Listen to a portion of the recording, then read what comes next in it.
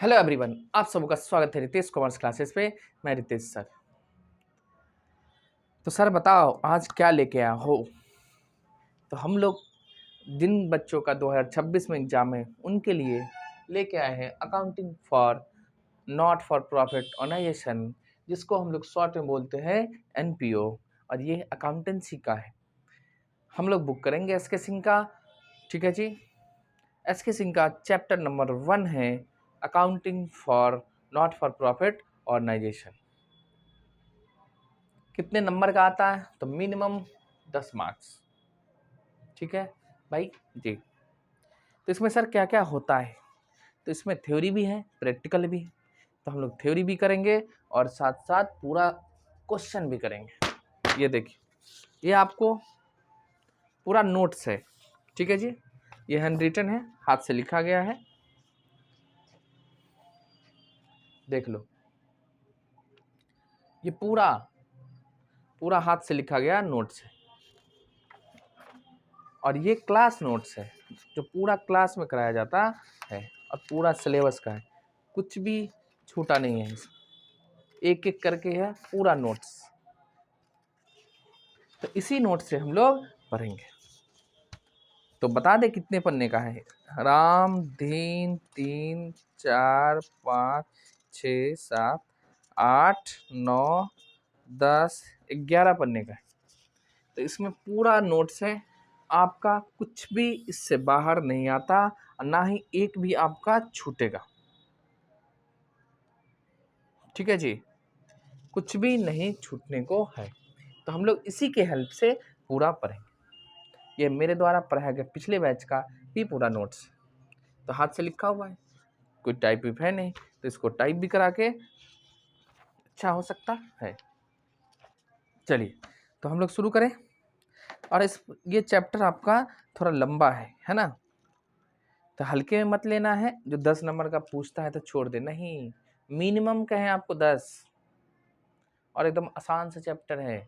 Objective धड़ाक धड़ाक पूछता है, theory में पूछ देगा, इस बार भी पूछा है, तो छोड़ के नहीं जाना है। चलिए तो बिना टाइम पास किए चालू करें। सबसे पहले कहता है आपको यहाँ पढ़ना है आपको ऑर्गेनाइजेशन कितने प्रकार के हैं। यह क्या है? ऑर्गेनाइजेशन कितने प्रकार के होते हैं? संस्था। तो ऑर्गेनाइजेशन 2 प्रकार के होते हैं। कितने प्रकार के होते हैं? 2 प्रकार के। एक होता है प्रॉफिट मेकिंग, एक होता है not for profit making organisation.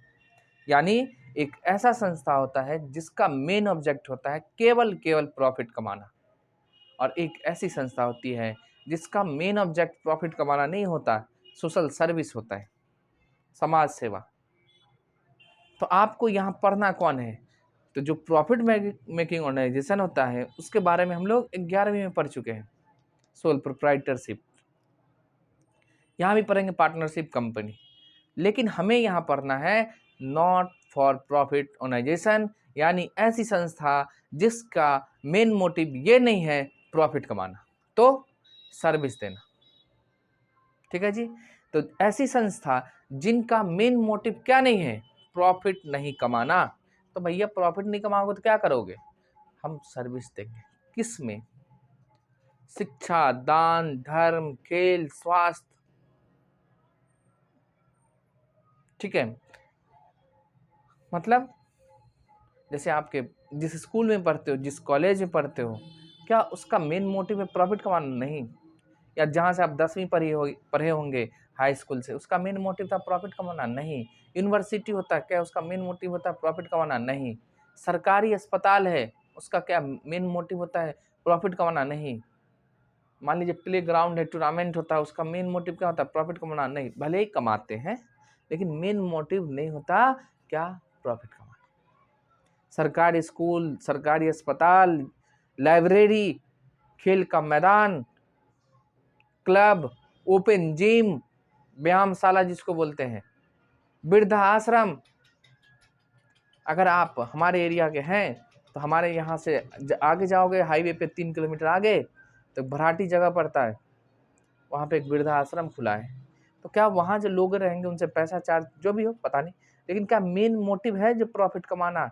नहीं, सर्विस देना। बुजुर्ग लोग वहाँ रहेंगे, समझे। तो ऑर्गेनाइजेशन यानी संस्था जो होती है दो टाइप की होती है, एक जिनका मेन मोटिव है प्रॉफिट कमाना और दूसरा जिनका मेन मोटिव नहीं होता है क्या, प्रॉफिट नहीं कमाना। तो हम लोग क्या करें, तो यहाँ यही पढ़ना है, accounting for not for profit organisation, यानी ऐसी संस्था जिसका मेन मोटिव क्या नहीं है, प्रॉफिट कमाना, उसी का लेखांकन कैसे होगा, अकाउंटिंग कैसे होगा, ये बातें यहाँ हम लोग पढ़ेंगे। तो भैया डिफिनेशन तो तुम्हारा खत्म हो गया क्या। सबसे पहले एनपीओ किसे कहते हैं, नॉन प्रॉफिट ऑर्गेनाइजेशन किसे कहते हैं। तो देखो, नॉट फॉर प्रॉफिट ऑर्गेनाइजेशन या इंस्टीट्यूशन जो रेंडर करती है क्या सर्विस, किसको, टू अपने मेंबर को, अपने सदस्य को, या और society and work for the promotion of charity, religious religion, education, literatures, arts and culture it's, यानी जो प्रमोट करता है किसको, अपने धर्म को, सांस्कृतिक कार्यक्रम को, अपने कल्चर को, आर्ट्स को। जैसे मिथिला हाट एक है, गए तो नहीं है, तो क्या वो अपने लोकल जो हमारा कल्चर है उसको प्रमोट करता है, वो भी नॉट फॉर प्रॉफिट ऑर्गेनाइजेशन ही होगा। प्रॉफिट कमाती है, पैसा लेती है, बट क्या सर्विस देना मेन काम, वो अपना कल्चर को प्रमोट करती है। ठीक है जी, तो ये था। तो गैर व्यापारिक संस्था किसे कहते हैं, तो ऐसी संस्था जिनकी स्थापना लाभ कमाने के उद्देश्य से नहीं बल्कि अपने सदस्यों, अब ध्यान दो, अपने सदस्यों यानी अपने मेंबर, मान लो जैसे वृद्धाश्रम है तो उसमें मेंबर रहेंगे, लोग रहेंगे, तो उनको सेवा देगा ना, सबको थोड़ी ना देगा, नहीं। मेंबर यानी सदस्यों या समाज को एक निश्चित सेवा प्रदान करने के लिए की जाती है, उसे क्या बोलते हैं, अलाभकारी संस्था। हिंदी में इसको बोलते हैं हम लोग अलाभकारी संस्था या गैर व्यापारिक संस्था या लाभ न कमाने वाली संस्था कहते हैं। इसका 3 नाम है, एक पहला अलाभकारी संस्था, गैर व्यापारिक संस्था, लाभ न कमाने वाली संस्था। जैसे आपका स्कूल है, यूनिवर्सिटी है, मंदिर है, मस्जिद है, गुरुद्वारा है, पुस्तकालय है, हॉस्पिटल है, क्लब होता है। अभी जैसे टूर्नामेंट खेलते होइएगा, होगा ना भाई, Simri cricket club, Rampura cricket club, उसमें टूर्नामेंट में भाग लेते, क्या मेन मोटिव होता प्रॉफिट का, नहीं भैया, मनोरंजन करने के लिए किया जाता है। ठीक है जी, तो एनपीओ किसे कहते हैं, सिंपल सी बात है, ऐसी संस्था जिनकी स्थापना लाभ कमाने के उद्देश्य से नहीं की जाती, तो वो अपने सदस्यों, अपने समाज जहाँ रहते हैं वहाँ के लोगों को कोई एक निश्चित सेवा दिया जाता है या प्रदान करती है। ऐसी संस्थाओं का मेन ऑब्जेक्ट क्या होता है, सेवा देना, ना कि प्रॉफिट कमाना। जैसे डीएमसीएच है, बीमार पड़ते हो, हॉस्पिटल जाते हो, वहाँ इलाज होता है, क्या वो पैसा प्रॉफिट कमाने के लिए डीएमसीएच चलता है। Darbhanga medical college and hospital, आपके बगल सिंगवाड़ा में प्राथमिक स्वास्थ्य केंद्र होगा, वहाँ भी जाओ, वहाँ 5 रुपया में आपको डॉक्टर देख लेता, क्या वो 5 रुपया उसका प्रॉफिट कमाना मोटिव होता है, नहीं। 5 रुपया का या 10 का टोकन कटाओ, जाओ। हमको भी कुत्ता काट लिया था, है ना, पाल के रखे थे छोटू, काट लिया था, इंजेक्शन लेना पड़ा, 1 भी रुपया नहीं लगा, खाली 5 पैसा टोकन का लगा था, उसका 4-5 तो इंजेक्शन पड़ा था पिछले साल छठ से पहले। तो देखो, यही बाहर से हम लेते तो हमको पैसा देना पड़ता, बहुत सारा खर्चा था, 10,000 के आसपास, 11,000 के आसपास, वहाँ फ्री में हो गया। ऐसे नर्स लोग पैसा चार्ज करती है 50-60 रुपया, लेकिन हमसे नहीं ली। तो क्या वो जो पैसा चार्ज करते उनका मेन मोटिव होता प्रॉफिट कमाना, नहीं, सेवा देना। समझ गए, तो एनपीओ इसे ही कहते हैं। तो सर थ्योरी कैसे लिखोगे, डिफिनेशन कैसे लिखें इसमें, चलिए हम आपके लिए कष्ट करेंगे और लिखाएंगे। कुछ बच्चों का लिखना जरूरी है, चलो तो हेडिंग डालो यहाँ से, अकाउंटिंग फॉर, लेकिन लिखाएंगे हिंदी में। चलो तो ऐसी संस्थाएं, या तो इसका पीडीएफ भी हम भेज देंगे, जिनकी स्थापना, जिनको नहीं लिखना वो आगे करके देख सकते हैं, जिनकी स्थापना लाभ कमाने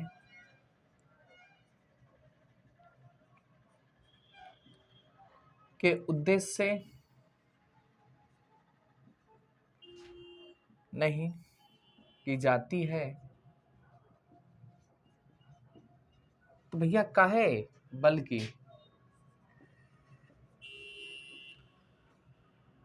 अपने सदस्यों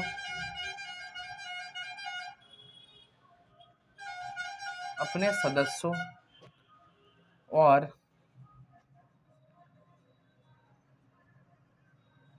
समाज को कोई निश्चित सेवा प्रदान करने के लिए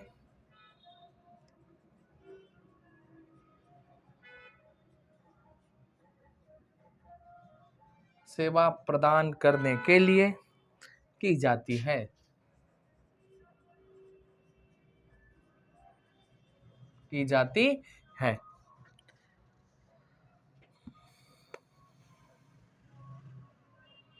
ऐसी संस्थाओं को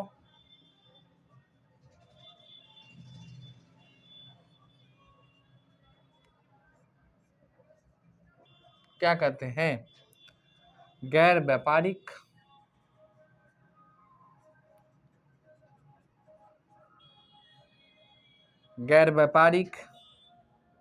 लाभ न कमाने वाली संस्था, गैर व्यापारिक लाभ न कमाने वाली या अलाभकारी संस्था। तो ऑब्जेक्टिव में पूछ सकता है, तो इसलिए आप लोग ध्यान से इसको लिख लीजिए, अलाभकारी संस्था कहते हैं। ठीक है जी।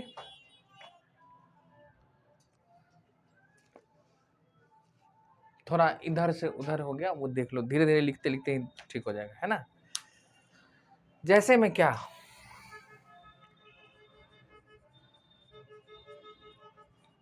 स्कूल है, कॉलेज है, आपका हॉस्पिटल होता है, अस्पताल, ठीक है, यूनिवर्सिटी, क्लब, डांस क्लब नहीं, मनोरंजन का जो होता है क्लब, बियर बार नहीं, ये सब नहीं, ठीक है, शिक्षा, स्वास्थ्य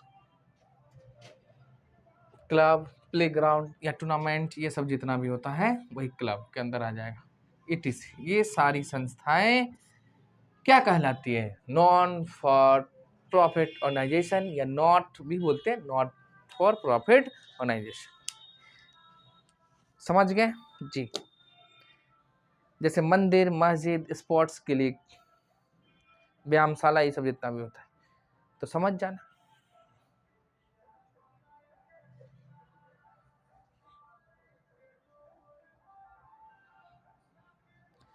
तो ये था आपको लाभ ना कमाने वाली संस्था का मतलब। अब देखो इसके बाद है इसकी क्या क्या विशेषताएं हैं, ठीक है। आज पहला दिन है तो हम लोग थोड़ा थ्योरी पढ़ेंगे, उसके बाद प्रैक्टिकल भी होगा, है ना, तो थ्योरी भी जरूरी होता है क्योंकि पूछता है।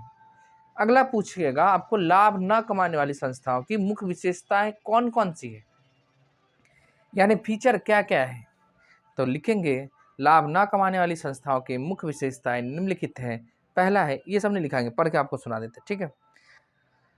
कहता है अलाभकारी संस्थाओं की स्थापना अपने सदस्यों तथा समाज की सेवा के लिए की जाती है। सबसे पहला, लाभ ना कमाने वाली संस्था की स्थापना जो होती है अपने सदस्यों या तो समाज की सेवा करने के लिए की जाती है, ठीक है। दूसरा, इसका उद्देश्य है क्या, इसका उद्देश्य सेवा प्रदान करना होता है। तीसरा है, इन संगठनों का कोष का मतलब होता है फंड, पैसा कहाँ से आएगा भाई, चलेगा तो कहाँ से चलेगा, तो वही लिखा, फंड के मुख्य स्रोत होते हैं चंदा, दान, इंग्लिश में बोलते हैं सब्सक्रिप्शन, डोनेशन, या गवर्नमेंट के द्वारा सब्सिडी दी जाती है। ठीक है, तो ये है। जैसे अभी सरस्वती पूजा हुआ था, तो अभी किए थे, पूजा हुआ, तो भाई क्या पूजा हुआ तो पैसा दिए होगा, तो आप जो दिए वो क्या था, चंदा था, तब तो वो चला है, पूजा हुआ। ठीक है। लिखता आगे, इन संस्थाओं द्वारा लेखांकन के लिए, मतलब एनपीओ द्वारा जो अकाउंटिंग होता है, इसमें 3 चीजें बनाई जाती हैं। एक है आपका रिसीव्ड एंड पेमेंट, यानी प्राप्ति एवं भुगतान खाता, जो अकाउंटिंग में पढ़ना है। Income and expenditure account and है balance sheet. 3, received and payment account, income and expenditure account and balance sheet, ये 3 इनका मेन अकाउंटिंग है। और कहता है यही मेन ऑब्जेक्ट। अगर मान लो संस्था चलेगी, या तो प्रॉफिट होगा या तो लॉस होगा, या क्या होगा, प्रॉफिट होगा या तो लॉस। तो यहाँ हम लोग ना प्रॉफिट नहीं वर्ड यूज करते, तो सरप्लस, और लॉस यानी कमी होता है, उसको हम लोग बोलते हैं डिफिसिट। आगे पढ़ेंगे सारी बातें।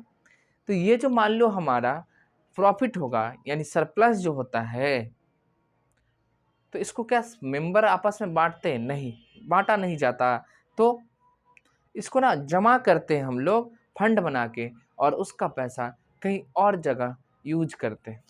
जैसे मान लो मकान बनाना है, अब मंदिर है, तो मंदिर में क्या क्या, मंदिर बन गया, मान लो फिर उसका डेंटिंग होगा, पेंटिंग होगा, टाइल्स लगवाएंगे, लाइट लगवाएंगे, फिर पूरा बाउंड्री होता है, वाल होता है, धर्मशाला बनाना होता है, यही सब होता है। तो उसी पर्पस के लिए आपको खर्चा किया जाए। ठीक है। आगे क्या लिखता है, अलाभकारी संगठन का निर्माण, यानी एनपीओ का निर्माण कैसे होगा वो सुनो। एनपीओ का निर्माण होता है भारतीय कंपनी अधिनियम, यानी कंपनी एक्ट 2013 के सेक्शन 8 के अनुसार, के भारतीय ट्रस्ट अधिनियम या रजिस्ट्रेशन एक्ट 1860 के अनुसार होता है। यानी कोई भी जो एनपीओ बनेगा वो कंपनीज एक्ट 2013 सेक्शन 8, नाम ही है सेक्शन 8, ठीक है, के अनुसार, या लिखा और नहीं लिखा, यानी दोनों में से कोई एक नहीं, दोनों नहीं, कोई एक, या भारतीय ट्रस्ट अधिनियम रजिस्ट्रेशन एक्ट 1860 के, मतलब ट्रस्ट अधिनियम या सोसाइटीज रजिस्ट्रेशन एक्ट 1860 के अनुसार होता है किसका, एनपीओ का गठन। In India NPO organisation of 10 known as, इसको एक और नाम से जाना जाता है जिसको हम बोलते हैं NGO, can be registered as a company under section 8 of the companies act 2013।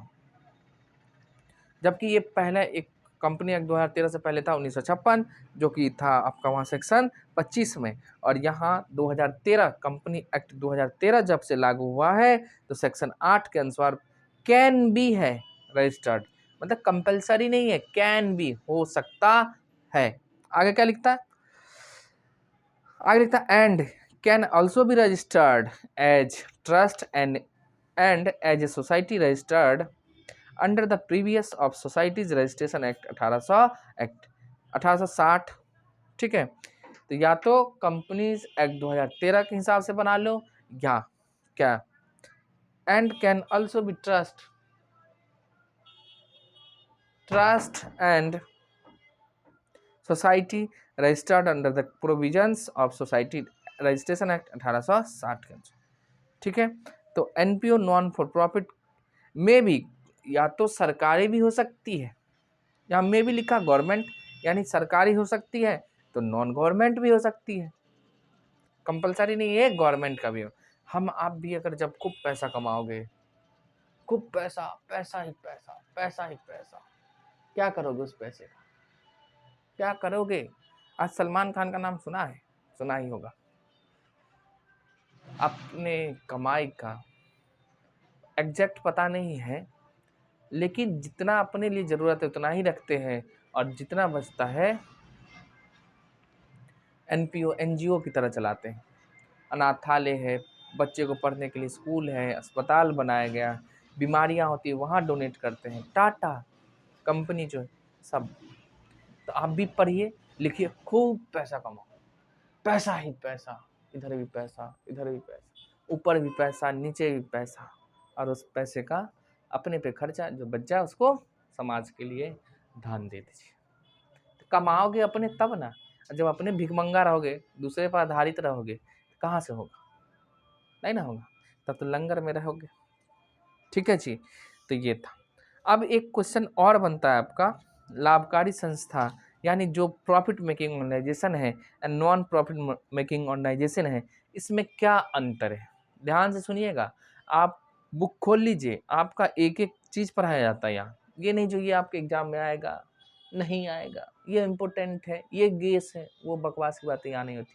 सारा पढ़ना है हमें, क्योंकि ये जो है ना आपको आगे ले जाएगा। सिलेबस नहीं है, ये रियल में होता है इस सब का अकाउंट। तो आना तो सब चाहिए, एग्जाम तो कोई पास कर लेता। चलो, तो लिखता है क्या, लाभकारी संस्था एवं अलाभकारी संस्था, यानी प्रॉफिट मेकिंग या फिर एनपीओ में क्या अंतर है? तो सबसे पहला अंतर क्या होगा भाई, प्रॉफिट मेकिंग ऑर्गेनाइजेशन है तो इसका मेन ऑब्जेक्ट क्या होगा? प्रॉफिट को कमाना ज़्यादा से ज़्यादा। एनपीओ का प्रॉफिट कमाना नहीं, सोशल सर्विस। ठीक है, तो मेन ऑब्जेक्ट लाभ कमाना होगा, उसका लाभ नहीं कमाना होगा। अच्छा सुनिए, जब प्रॉफिट मेकिंग ऑर्गेनाइजेशन होगा तो उसका ऑनर होगा, मालिक होगा।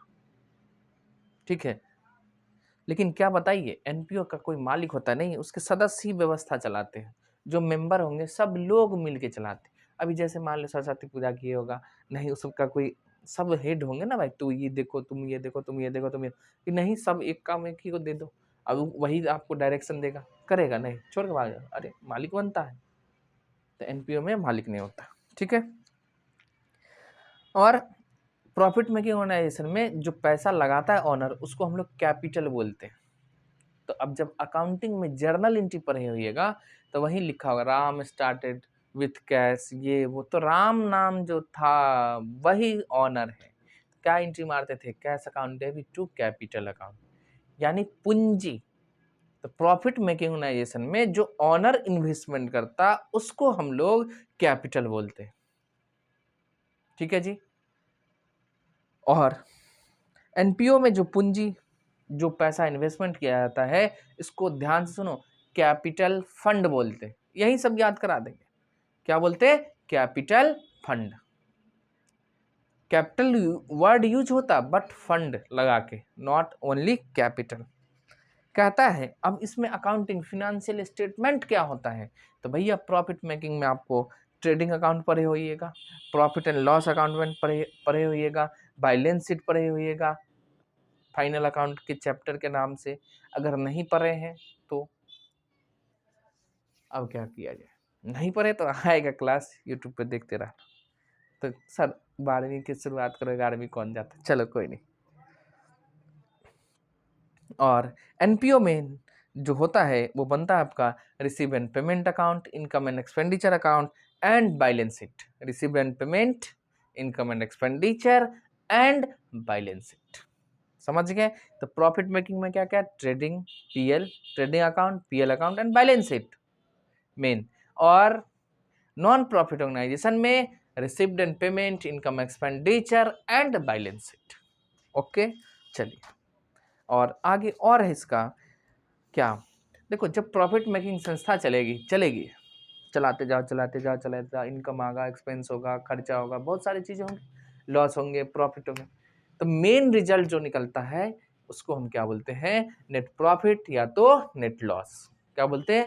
नेट प्रॉफिट या तो नेट लॉस। लेकिन यही नॉन प्रॉफिट ऑर्गेनाइजेशन में संस्था को चलाने के बाद हम लोग अकाउंटिंग करेंगे, लेखांकन करेंगे, निकालेंगे भाई क्या हुआ। तो अगर यहाँ नेट प्रॉफिट होता, वहाँ पे सरप्लस बोला जाता है। सरप्लस कब होगा? जब हमारे को इनकम ज़्यादा हो जाए और एक्सपेंस कम। इनकम ज़्यादा और एक्सपेंस कम, यानी खर्चा कम होगा, जो डिफरेंस आता है उसी को हम सरप्लस के नाम से जानते हैं। अगर मान लो एक्सपेंस ज़्यादा हो गया और इनकम कम है तो वो क्या होता है? लॉस।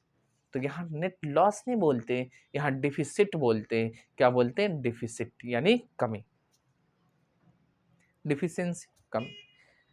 तो ये था क्या प्रॉफिट मेकिंग संस्था एंड नॉन प्रॉफिट मेकिंग संस्था में क्या अंतर है। देख भाई पूरा लिखाया हुआ है, आपको मजाक लगेगा। देखो यहाँ दिख रहा हो तो दिख जाएगा। क्वेश्चन नंबर 3, लाभकारी तथा अलाभकारी संस्था में क्या अंतर है, हो गया। यहाँ देखो लिखा है अलाभकारी संगठन का निर्माण, भारतीय कंपनी अधिनियम 2013, सारी बातें एक एक फीचर्स ये। तो इसी तरह हम लोग पढ़ते चले, ठीक है जी। तो अगर आपको चाहिए इनपुट लगे तो मिल जाएगा, नहीं तो कोई बात नहीं। चलिए हम लोग भी क्या करते हैं यहाँ यूट्यूब पे, आपसे पैसा थोड़ी ना लेते, प्रॉफिट थोड़ी ना कमाते, नहीं। एनजीओ है, नॉन प्रॉफिट ऑर्गेनाइजेशन। अभी तक जितना हमने पढ़ाया है 2-3 साल सब समझो एनपीओ था, नॉन प्रॉफिट ऑर्गेनाइजेशन। कोई भी पैसा प्रॉफिट नहीं हुआ, स्टूडेंट फी देते हैं उसी से चलता है सब कुछ। अब आइए इसका अकाउंटिंग, जो कि आज का लास्ट होगा। अच्छा सर एग्जाम में क्या क्या पूछे यहाँ से, तो देखो 3 क्वेश्चन हैं, 3 पढ़े हैं।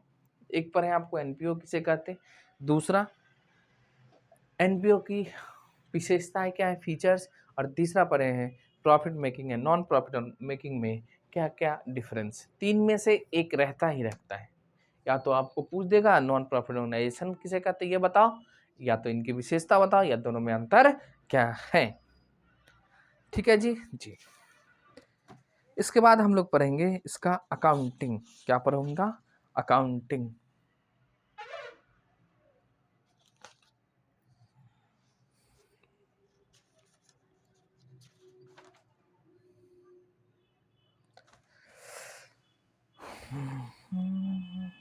Fund base.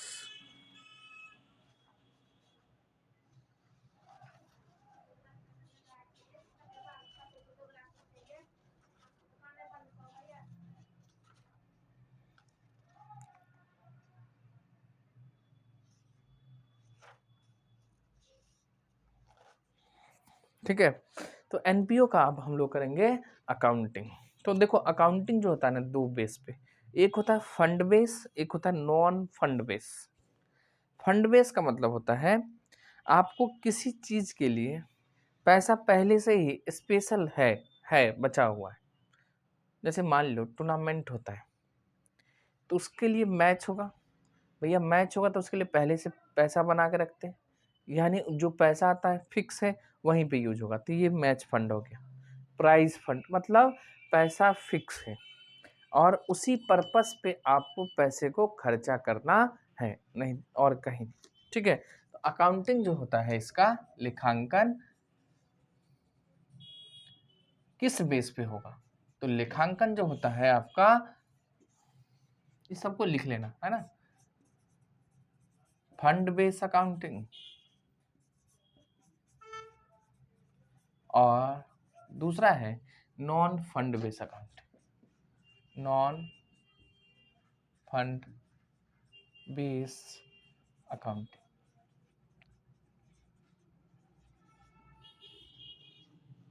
ठीक है जी। आइए तो पहले हम लोग शुरू करें फंड बेस अकाउंटिंग। देखो एकदम रिदम में पढ़ना है। फंड बेस अकाउंटिंग, फंड का मतलब हिंदी में बोलते हैं इसको कोष।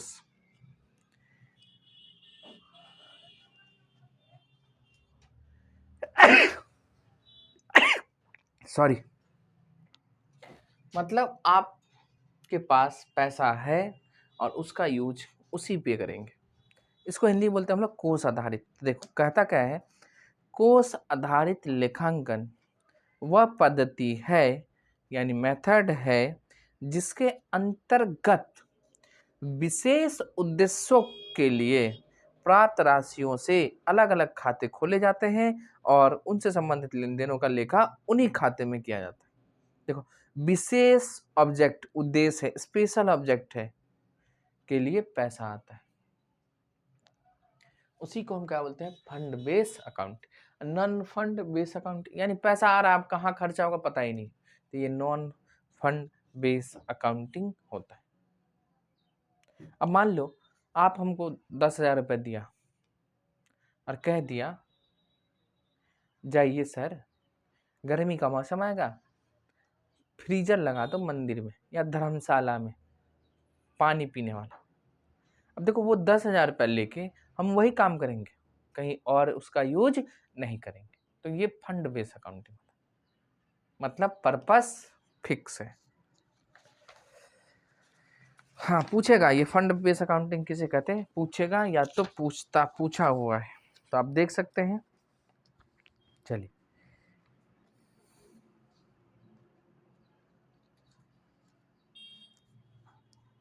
तो इसमें फिनेंशियल स्टेटमेंट का हो या फाइनल अकाउंट का हो, क्या क्या होता है फाइनल अकाउंट के नाम पे। आज बस इतना ही करना है, कल की बातें कल करेंगे, ठीक है।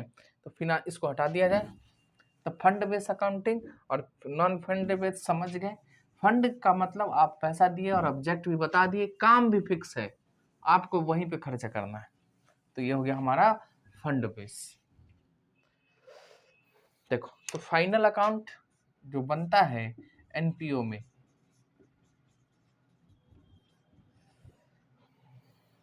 Of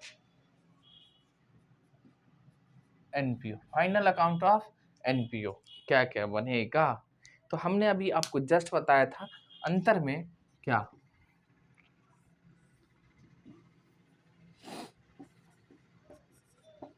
receipts and payment account and payment account, उसके बाद इनकम एंड एक्सपेंडिचर अकाउंट,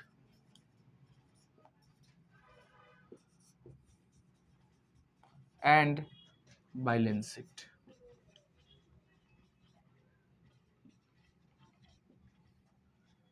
ठीक है जी, तो ये है 3 पढ़ना है आपको, receive and payment, income and expenditure and balance sheet. तो इसमें से आप किस किस का नाम जानते हो, एक का तो जानते हो क्या, बैलेंस शीट। तो बैलेंस शीट में हम लोग क्या रिकॉर्ड करते हैं, तो जितनी भी असेट्स होती है एंड जितनी भी लायबिलिटीज होती है, यानी जितना भी लायबिलिटीज हो या असेट्स हो उसको हम लोग यहाँ रिकॉर्ड करते हैं।